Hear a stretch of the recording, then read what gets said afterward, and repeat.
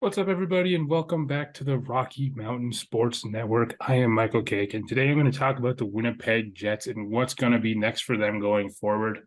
First, let's talk about the playoffs for this team. They were the 8-seeded team. They lost to the first-seeded Vegas Golden Knights 4-1 in a series that wasn't actually as one-sided as it seemed. The Vegas Golden Knights won a couple of the games by a pretty short margin here. Obviously, game two saw the Winnipeg Jets come back from 4-0 down, or 4-1 down going into the third period, and they came back and made it go to overtime.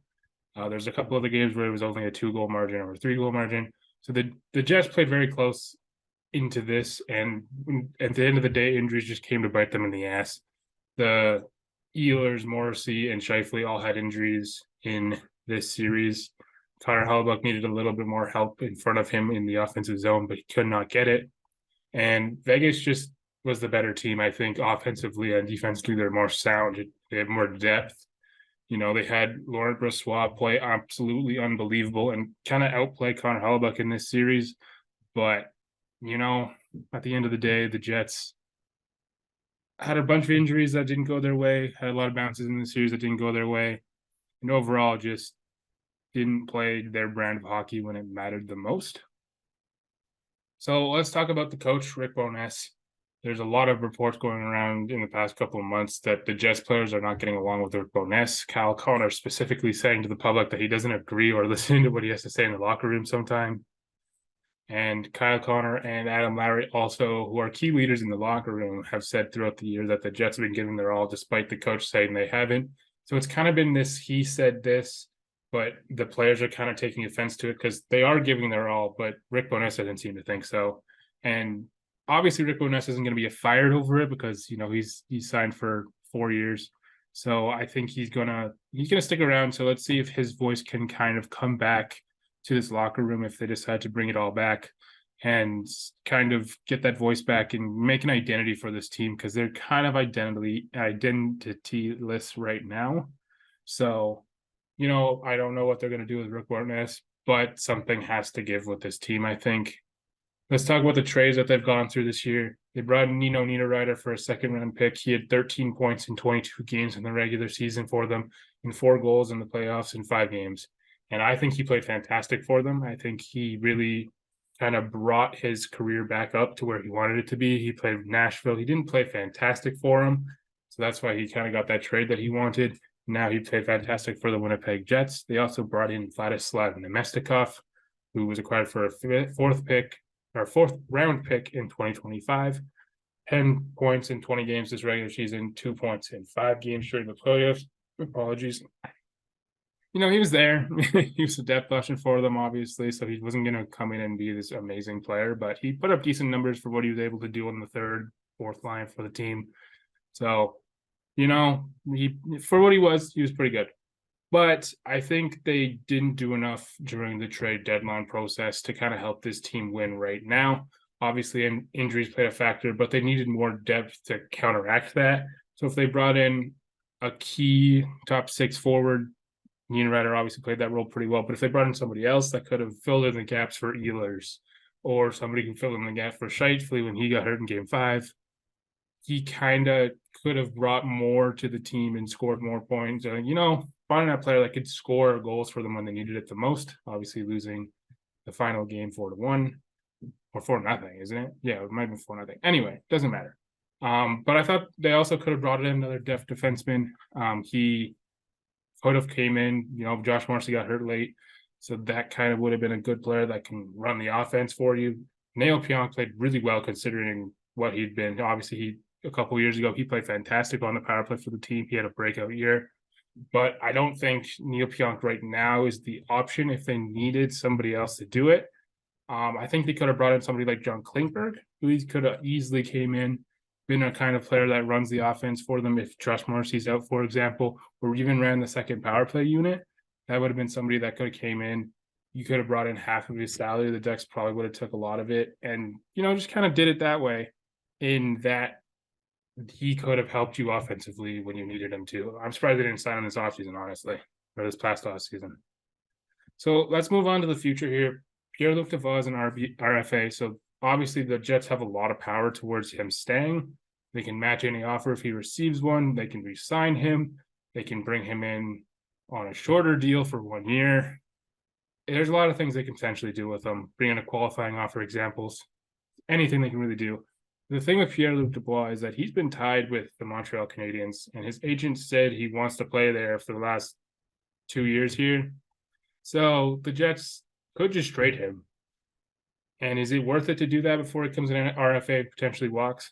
I think if he comes into the office and says, I want to be a Winnipeg Jet, and you can sign him long term, obviously you keep him here. But if he signs for another 1 year contract or a 2 year contract, I think he will always have 1 foot out the door. But if he signs long term, that's fantastic. But if he signs for a 1 or 2 year contract, I would be weary about Pierre-Luc Dubois. Obviously, you gave up Patrick Laine for him, who's a really, really good goal scorer, a really good talent.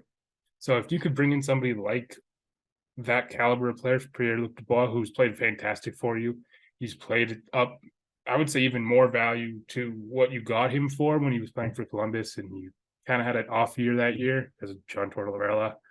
But yeah, you can get, if you can get the value that you got for him, I'd say go for it, make a trade. But if he comes in and says, hey, I want to play for the Winnipeg Jets, absolutely you re-sign him. Nevestikov is also a UFA. Do you bring him back? If it's cheap and he wants to play here, obviously you got to go for it. He's a good third line option for your team, maybe a second line option if you really need it. But obviously I think you should probably go out and get somebody who's a little bit better than him if you want a top 6 forward. Yeah, he can come in. He can be a good gritty guy for you on the third line. He can score a little bit. He can get the assists up for you a little bit. So let's see what he can potentially do if he decides to resign. I can see him leaving. He's kind of jumped around his whole career, so let's see what he can do. The good thing about this team is that after Pierre-Luc Dubois and Nemestikov, everybody else who is a free agent is a depth piece that can be back for cheap. People that are like under the age of 25, people like Sam Gagner, who's older, that you can potentially just bring in for cheap again, and you could kind of run it back a little bit if you choose to. Wheeler, Scheifele, Hellebuck, Niederreiter, Dillon, and DeMello are all signed until next offseason, so you can worry about them later. Josh Morrissey is signed until 2027, 2028. That's kind of a piece that you want to build around, so it's great that you have him long term. If he's going to continue to play like a Norris candidate every single year, he's going to be fantastic for you. Kyle Connor is signed until 2026, 2027. Great goal scorer, somebody who can lead your offense with Josh Morrissey if needed. He's signed until 2026, 2027. So him being signed makes me think that they want to build around those two players, and that'd be fantastic for them. Nikolai Ehlers is signed into 2025, 2026. Last couple of years, he's shown flashes that he could be a point-per-game player. However, injuries have kind of derailed his seasons a little bit. He's a great speed option for you. You can score some goals. He's got a wicked shot. And he's great for this team. If they decide to keep him, they easily have a great speed option beside Kyle Connor. Adam Lowry is signed until 2026, 2027.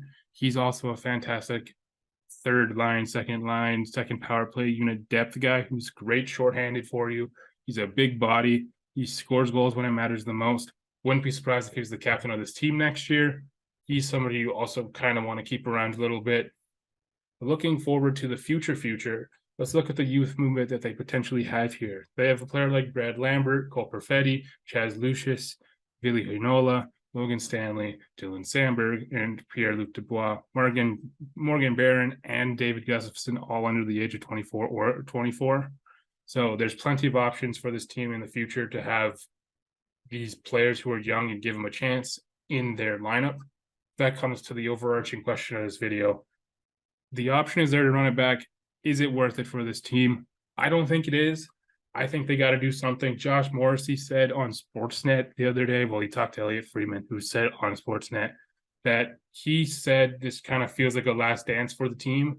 So I think they got to make a move somewhere.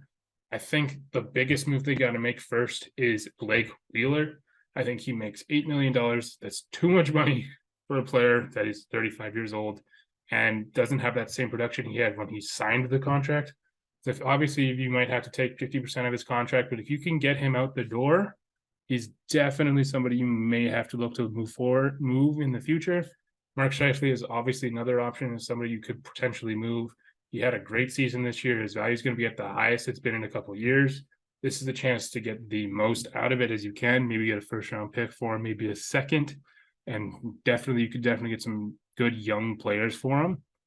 Another option could be to trade somebody like Nino Niederreiter. He played good for you, but if you can get something good for him, like a second round pick back or a good prospect or something like that, that's something you could also look at doing.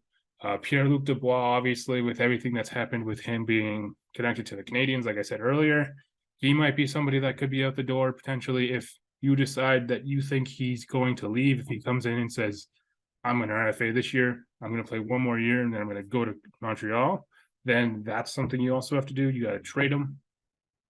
Obviously, I think moving forward, this team needs to move to kind of build around Josh Morrissey, Kyle Connor Hellebuck, and potentially have Adam Lowry come back and be your captain of the team. He's 30 years old, so he's not really somebody you build around, but he's a great depth piece to have. He's a great leader and somebody that you can definitely build a culture around. So with that all being said, that is going to be all for this video. If you enjoyed it, please leave a like and subscribe if you are new. Comment down below what you think the future of the Jets will hold, and make sure that you follow us on social media. The link will be in the description for both of them. Thank you guys all for watching, and I will see you all later.